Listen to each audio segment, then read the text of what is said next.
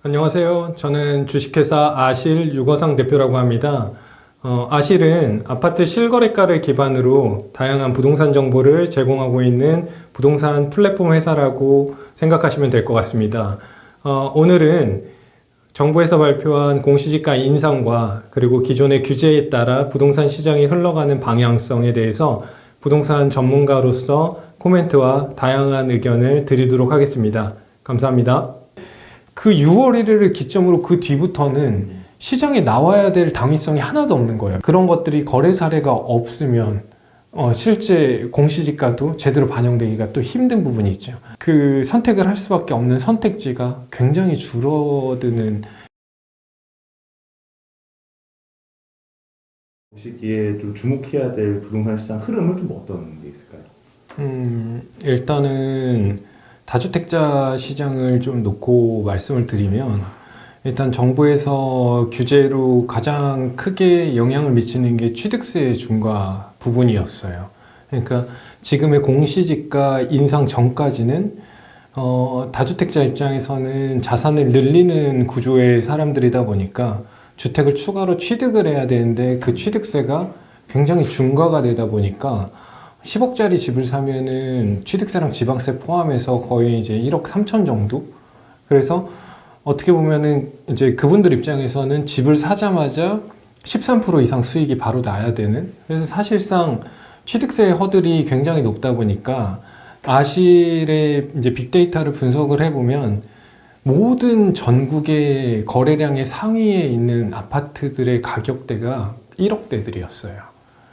그러니까 아파트 가격대들이 1억, 2억 미만이라는 거는 공시지가 측면에서 보기에 공시지가 1억이 안 되는 아파트들이 많았다는 얘기인데, 왜 보통은 평상시에는 1억도 안 되는 아파트 혹은 1억 근저리의 아파트를 우리가 거래할 일은 별로 없죠.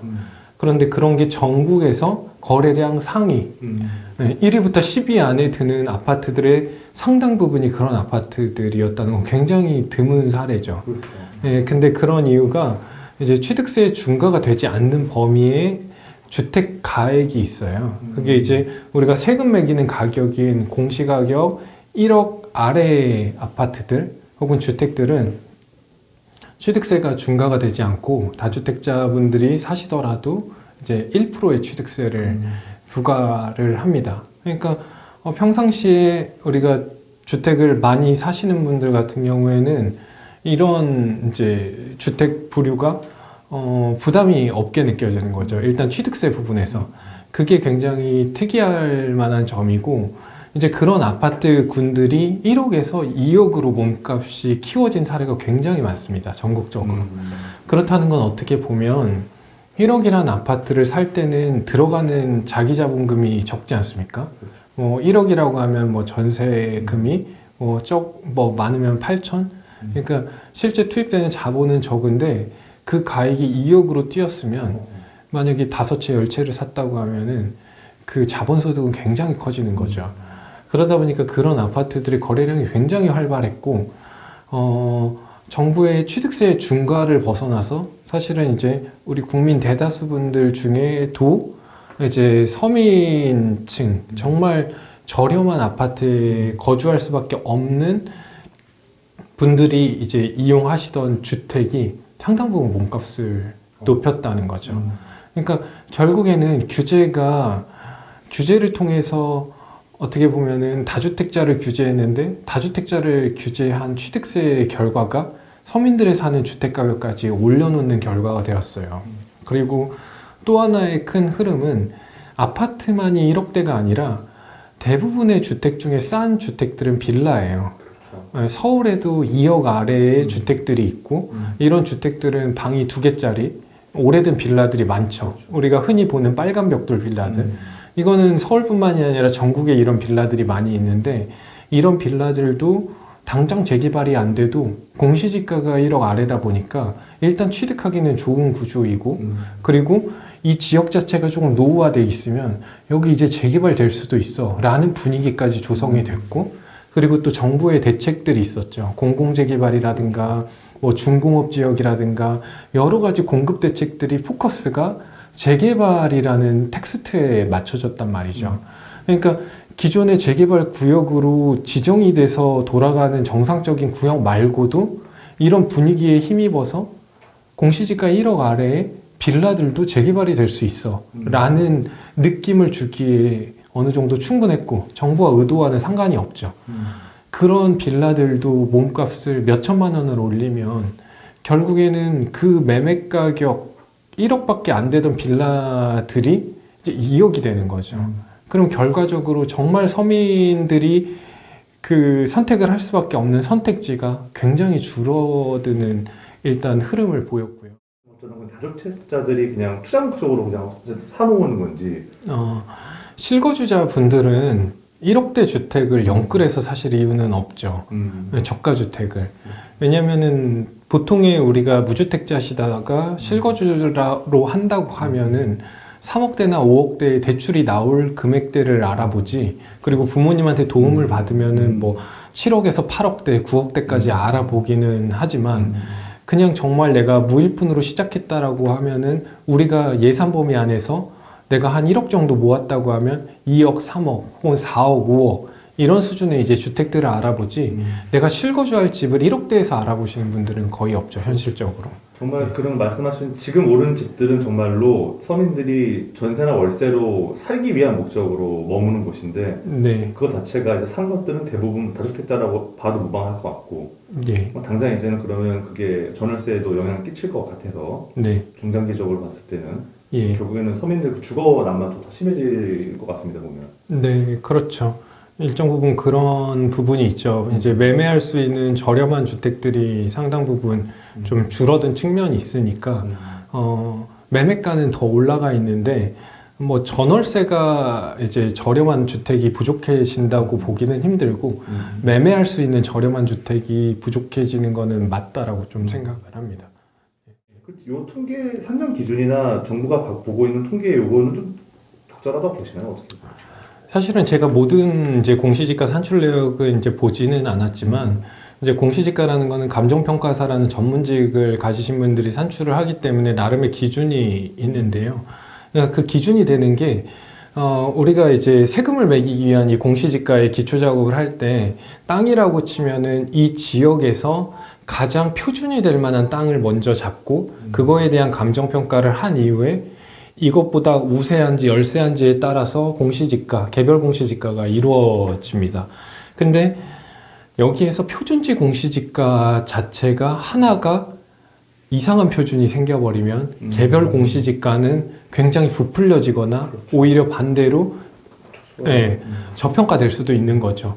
그래서 이 표준지 공시지가를 이제 잡는 게 굉장히 중요한데 지금의 그 말씀하신 것처럼 기준점이 굉장히 불만족스러울 수밖에 없는 게 기존의 공시지가라는 거는 전년 대비 어느 정도의 자연 증감하는 부분으로 올랐다면은 근본의 공시지가 같은 경우에는 우리의 평상시에 매매하는 거래가액 기준으로 현실화를 상당 부분 진행을 시키다 보니까 이거에 대해서 상대적으로 가격이 많이 오르고 비싼 땅들이나 비싼 아파트가 있는 지역은 아파트 같은 경우에는 시세가 명확하지 않습니까? 거래되는 가액이나. 그러다 보니까 이 가액을 쫓아서 상당 부분 증가를 시키고 어떻게 보면 거래가 잘 안 되거나 땅의 가치가 별로 없거나 이런 곳들은 표준지도 감정을 하기에 아주 많은 거래 사례가 있지 않을 거고 그 표준지 따라서 개별 공시지가도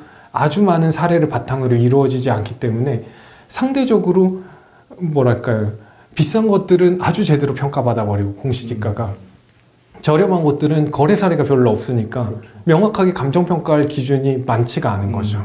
그렇다고 해서 감정평가사분들이 이제 그 여러 가지 방법으로 감정평가를 하는데 뭐 원가법이라든가 이 땅 뭐 이 건물을 조성하는데 원가가 얼마야라든가 이런 걸로 하기에는 사실은 부동산에 투영되는 어떤 투기적인 속성이라든가 자산적인 금액이 있잖아요. 단순히 콘크리트 가격 얼마가 아니라 이 땅이 가지는 어떤 미래의 기대가치나 이런 거를 반영돼서 말도 안 되는 가격으로 거래되기도 하는데 그런 것들이 거래 사례가 없으면 실제 공시지가도 제대로 반영되기가 또 힘든 부분이 있죠.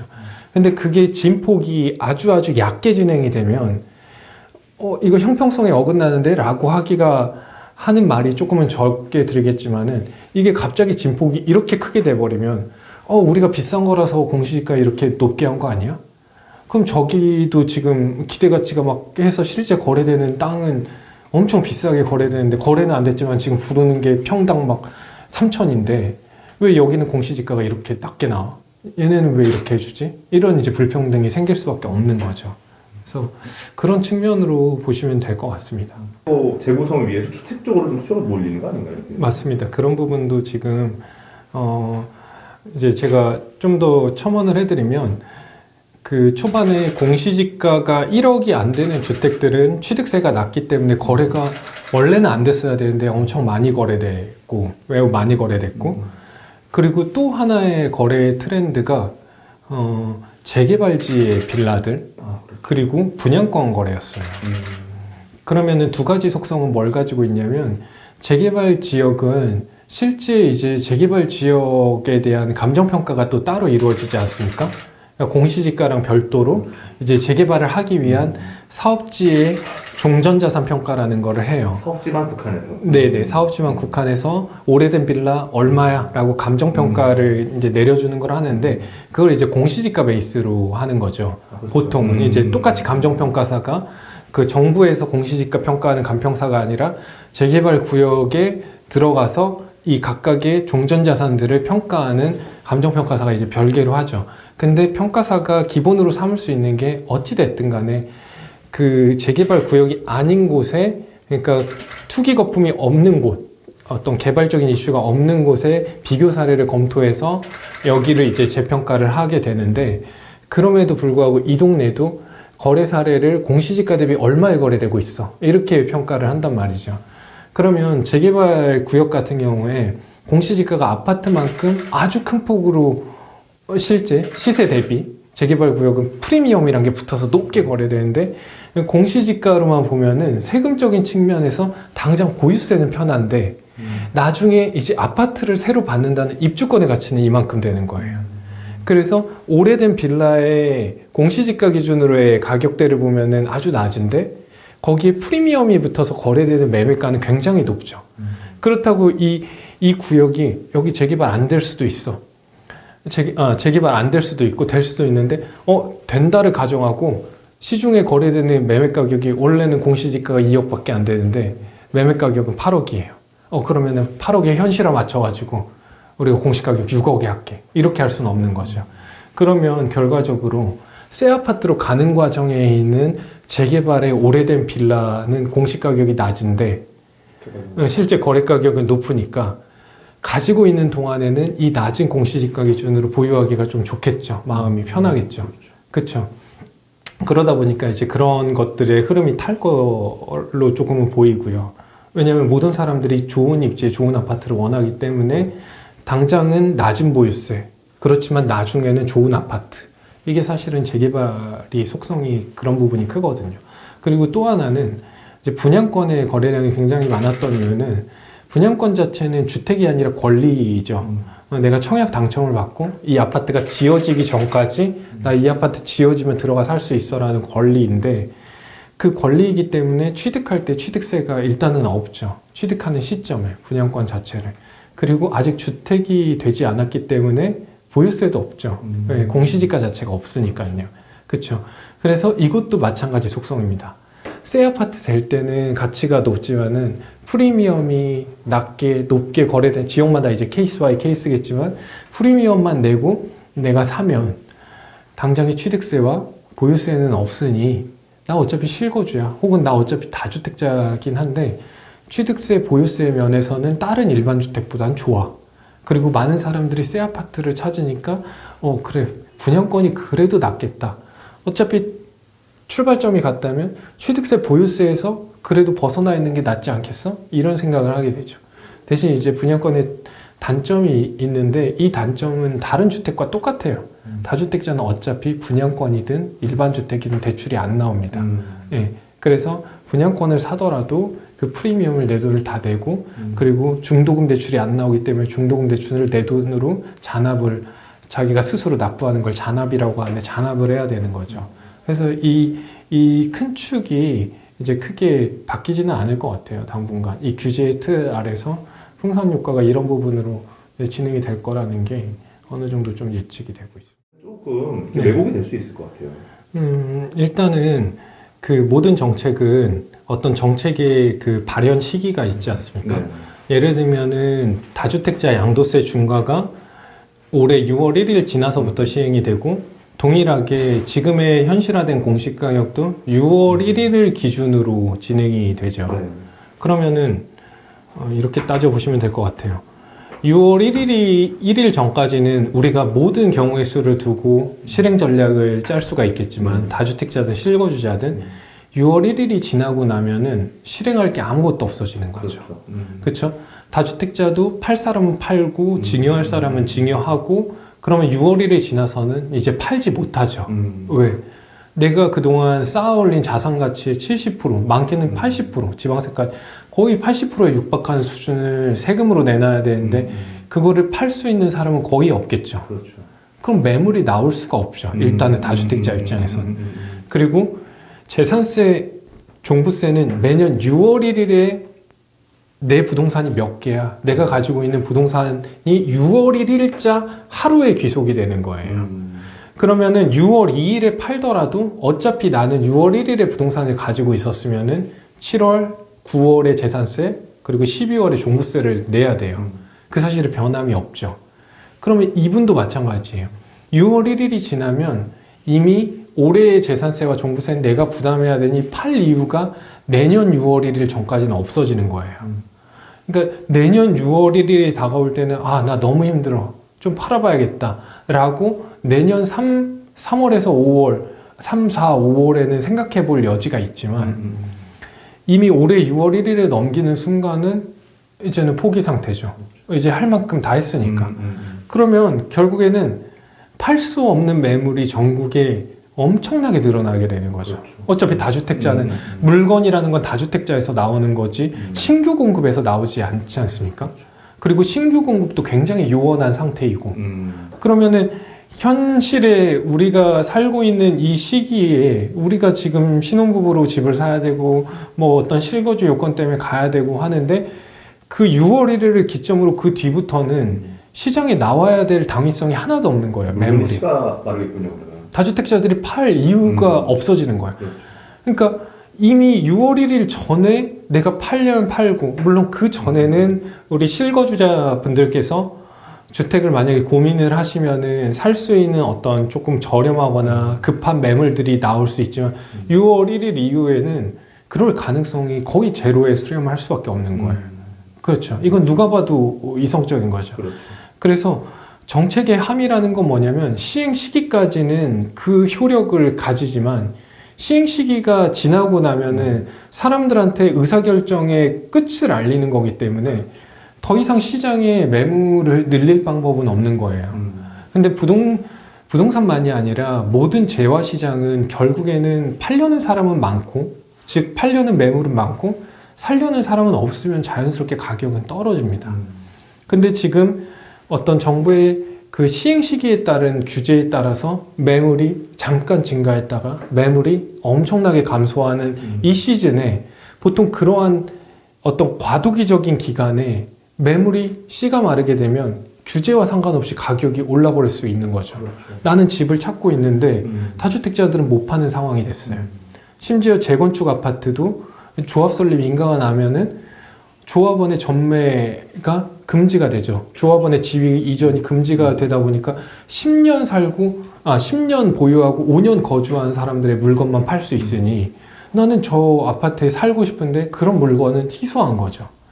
그런 희소성이 계속 기간마다 생기게 되는 거예요. 그러면은 모든 부동산은 계속해서 자연스럽게 팍팍 오르기보다 어떤 또 부족해지는 시기에 또 한 번 또 올랐다가 또 조금 잠잠하다가 또 올랐다가 이런 식의 반복이거든요. 그런 요소를 사실은 만들어주지 않는 게 전체적인 시장에서는 좋은 거죠.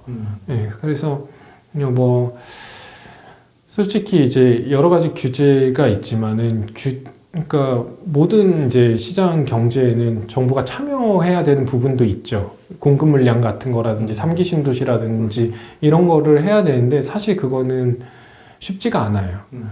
왜냐면은 지금의 3기 신도시를 사실은 전 정부, 전전 정부에서 택지 개발을 해놔야 근본 정부에서 입주로 나올 수 있는 아파트를 지을 수 있는 건데 지금 이제 토지 조성을 하고 감정평가를 하고 그 감정평가하는 과정에서도 잡음이 생기고 보상하는 과정에서도 그러면은 딜레이가 오래되다 보니까 사실은 이게 사이클이 안 맞아지는 거죠. 지금 우리가 사는 세계는 매물이 많이 느느냐로 가격이 변동되는데 새 아파트를 많이 짓느냐는 아주 나중에 그렇죠. 얘기다 보니까 지금 우리가 살려는 곳에 매물은 별로 없어지는 거죠. 네. 공급량이 이게 없던 게 돼버리면 예. 이 시장에는 좀 어떤 영향을 좀 일단은 굉장히 큰 타격이 받겠죠. 왜냐하면 사실은 이제 부동산 시장이 흘러가는 구조가 공급 물량만으로 다 설명되지는 않기는 합니다. 근데 어떤 그 시기적인 가격적인 저평가를 판단하면서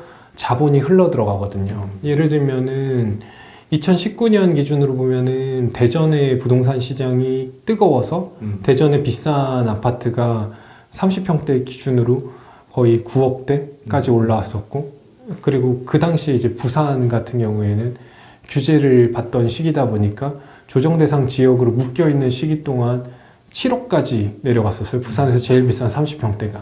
그래서 모든 사람들이 보면은 부산과 대전을 놓고 보면 부산이 더 비싸야 되는 거 맞지 않아? 라고 생각할 수 있는 시기인데 그렇게 보는 사람은 없죠. 전국을 이렇게 보는 사람은 없죠. 지금은 부산이 한 16억 정도 하고 그리고 대전이 한 11억 정도 합니다. 다시 역전이 됐죠.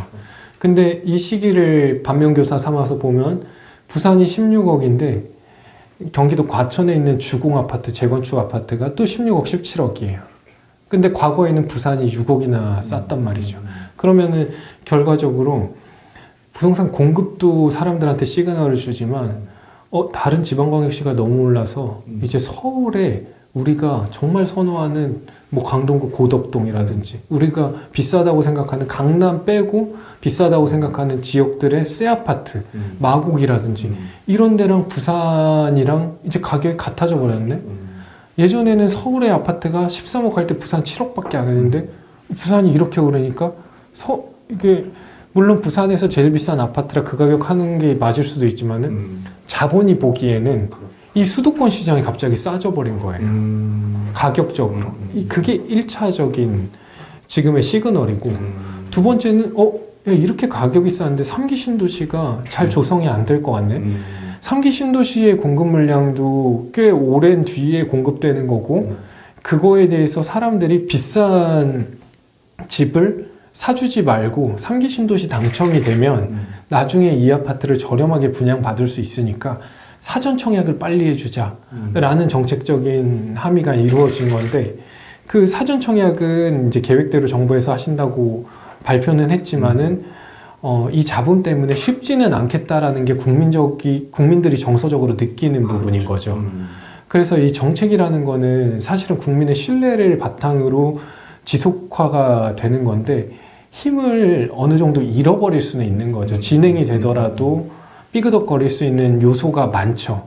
그러니까 사전 청약은 할 수 있지만 사전 청약 하신 분들, 당첨되신 분들이 나올 거고 그리고 사전 청약은 했지만 입주까지 기간이 5년을 잡았는데 6년이 되고 7년이 되면 보상 때문에 우린 LH한테 땅 못 줘. 이렇게 그렇죠. 보상 안 받아. 이 보상가 왜 우리는 이것밖에 안 주는데 당신네들은 더 비싸게 보상이 됐으면서 그러면 보상 과정에서 잡음이 엄청나게 나오면서 원래 생각했던 사업 속도보다 훨씬 딜레이가 되면 실제 청약받아서 계속 전세 월세를 그 청약 당첨자들은 전전긍긍하면서 언제 입주되지? 이런 생각을 하면서 계속 임차인들만 양성이 되겠죠. 집을 사는 사람들은 매물도 없고 임차인은 계속 생기고 그러면은 결국에는 임차료 가격이 당장에 입주할 집은 없으니까 다시 또 스물스물 올라가는 이상한 형국이 또 생길 수가 있겠죠. 그 부분까지가 제가 좀 예측되는 범주입니다. 그래서 쉽지가 않다는 점, 지금 현재로서는. 네. 그거는 뭐 좀 어떻게 보실까요? 뭐 이게 물론 그거는 뭐 늘 재밌는 분들이죠, 사실은. 재밌는 분들이라고 생각하는데 경제학과 실물에서 이루어지는 현상은 굉장히 다른 그렇죠. 분야라고 생각을 해요. 왜냐하면 그분들이 다 맞췄으면은 부동산 시장의 상승도 맞췄을 거고. 그렇죠. 근데 급락을 맞추시려는 분들은 많은데 근데 제가 기본적인 그 아시를 운영하는 대표로서의 입장은 부동산의 영역은 상승론자든 하락론자든 국민들한테는 의미가 별로 없다는 거예요. 무슨 논이 중요한 게 아니에요. 네. 그러니까 저는 중립론자는 아닌데 부동산은 어떻게 보면은 내가 처음에 산 집, 그리고 그 집보다 더 나은 집을 사기 위한 과정이에요. 네. 그렇죠? 그러면 상승기에 내가 운 좋게 집을 좀 일찍 샀어요. 그러면 내가 사는 곳이 A라는 지역이면 내가 집을 내 예산에서 최대한 돈을 들여서 샀겠죠. 그러면 이 예산으로 이 집이 집값이 5억에서 10억이 됐다고 하더라도 내가 살고 있는 바운더리의 집값은 다 5억에서 10억이 돼 있을 거예요. 그러니까 내가 살고 있는 곳을 다른 곳으로 움직인다고 하더라도 내가 교환할 수 있는 가격대는 똑같다는 거죠. 상승으로 가더라도 돈을 번 건 아니에요. 그렇죠. 왜? 내가 이 집이 10억이 됐으니까 이제 10억에 팔고 이 현금으로 나는 경기도의 어디 시골집에 가서 내려가 살겠다. 이 돈을 쓰면서. 그렇죠. 그러지 않는 이상 이건 그렇죠. 돈이 아닌 거예요. 그렇죠. 팔아야 그렇죠. 되는 건데. 네, 근데 반대로 또 이렇게 상승기로 갔는데 나는 이 집 5억에 산 집보다 더 좋은 동네로 이사를 가고 싶어 라는 생각이 든 거예요. 그러면은 더 좋은 집으로 이사 갈 수 있을 것 같지만 오히려 상승기에는 교환을 하기가 힘들어져요. 나보다 좋은 동네로. 왜? 나보다 더 좋은 동네는 더 많이 올랐기 때문에. 그래서 이것도 돈을 번 게 아니에요. 그러면은 그럼 하락기 때는 하락이니까 집 사지 말라 이런 논리는 맞지 않는 거죠. 왜 맞지 않냐면요. 제가 예시를 이미지로 보여드릴 텐데 과거에 압구정 현대아파트라는 아주 비싼 아파트가 있고 송파구에 가면 잠실주공 아파트라는 잠실주공 5단지라는 아주 유명한 재건축 아파트가 있어요. 근데 이게 방금 하락을 얘기하신 경제학자분들이 말씀을 하셨던 2008년, 9년으로 지나갈 때 원래는 항상 압구정 현대아파트가 비쌌어요. 잠실주공 아파트는 이 정도였고 근데 두 개의 아파트가 하락을 했는데 압구정 현대아파트가 이렇게 하락을 하고 잠실주공 아파트가 이렇게 하락을 했어요. 두 개의 가격이 굉장히 근접해 버린 거죠. 그렇죠. 이해되시나요? 네. 그러면 자, 이렇게 근접하는 시기에 잠실주공에 내가 살고 있었다고 가정을 해볼게요. 그러면 잠실주공을 팔 때 저런 하락 시기에는 양도세에 대한 규제가 셀까요? 약해질까요? 타도 떨어지니까. 다소 부동산 시장이 하강기로 가니까 정부의 그렇죠. 양도세 규제는 풀릴 가능성이 그렇죠. 높겠죠. 그렇죠. 규제할 가능성보다. 그러면 잠실주공을 팔았을 때 손에 쥐는 돈이 그래도 온전해지겠죠. 1세대 1주택자라면. 그리고 압구정 현대로 난 건너가고 싶어. 그럼 압구정 현대를 취득할 때 내가 1주택자, 이제 무주택에서 저주택을 한다고 하면 취득세가 높을까요? 낮을까요? 그런 시기에. 부동산 하락기에는 정부의 규제가 그렇죠. 풀리죠. 그래서 우리 박근혜 정부 시절 때 취득세가 1%로 내려갔던 거예요. 좀 살아 약간 이런 분위기였죠. 그렇죠. 그러면 결과적으로 물물 교환이라면 상승 때의 물물 교환보다 하락 때 물물 교환이 내가 더 좋은 집으로 거슬러 올라가기에 형편이 더 나을 수 있다는 얘기예요. 그렇죠. 이 집을 팔지 않는 이상. 즉 우리가 30대부터 시작을 해서 60대까지 우리가 살고 이 지역에 살고 싶어 라고 하는 지역이 있고 더 목표로 하는 지역이 있는데 이 살고 싶은 지역에서 목표로 하는 집까지 거슬러 올라가는 교환의 과정인데 이건 상승기의 교환이 될 수도 있고 하락기의 교환이 될 수도 있는 거죠. 근데 상승기에는 내 예산에서 그냥 좋은 집 사서 어떻게 보면 인플레를 해지한다. 남들 오를 때 나만 못 사가지고 이제 못 사는 거에 대한 리스크를 커버한다지 더 좋은 지역으로 갈 가능성 굉장히 낮아져요. 그렇죠. 근데 하락기에는 다 떨어지죠. 근데 좋은 게 더 떨어지는 경우가 있어요. 그때 약간 말씀하신 좀 격차가 줄을 때 그렇죠. 그렇죠. 그러면 결국에는 국민 대다수한테는 상승과 하락이 중요한 게 아니라 그 집을 팔고 내가 돈을 쓰지 않는 이상 내가 어떻게 하면은 우리 가족이 잘 성장할 수 있는 집을 잘 옮겨갈까? 엘리베이터 할 수 있는 기회를. 그렇죠. 그 기회는 상승에 오히려 없고 하락기에 더 많이 있어요. 근데 마치 하락이 되면 모든 사람들이 못 살고 둠스데이가 오는 것처럼. 네, 마치 모든 사람들이 다 망할 것처럼 포장하는 거는 국민들한테 좋은 시그널을 주는 게 아니에요. 예. 근데 이거는 서울의 방금 비싼 아파트를 예시로 들었지만 다른 동네도 다 마찬가지입니다. 더 비싼 게 안 떨어질 것 같지만 비싼 게 더 떨어지는 경우가 상당히 많아요. 특히나 제가 지금 예시로 든 아파트가 재건축 아파트인데 부동산 시장이 안 좋아지면 재건축 시장도 안 좋아져요. 왜? 부동산 가격이 막 오르니까 이걸 근거로 해서 그렇죠. 일반 분양 청약할 수 있는 분양 아파트를 비싸게 팔면 우리 사업장 잘 되겠네 이러다가 이 가격이 떨어지면 이 사업장 자체도 안 돌아가게 되는 거죠. 수익이 별로 안 나오니까. 그러면은 이제 건물로서 살아야 되는데 재건축으로 흘러가고 있는 아파트는 건물로 살기 불편하죠. 그렇죠. 그러니까 임차료는 굉장히 낮은 거죠. 그러니까 매매 가격은 이만큼 높은데 거기에 살고 있는 건축물로서의 가치는 낮으니까 빠지는 구간이 일반 지어진 아파트보다 더 많이 내려가요. 그렇게 실제 흘러갑니다.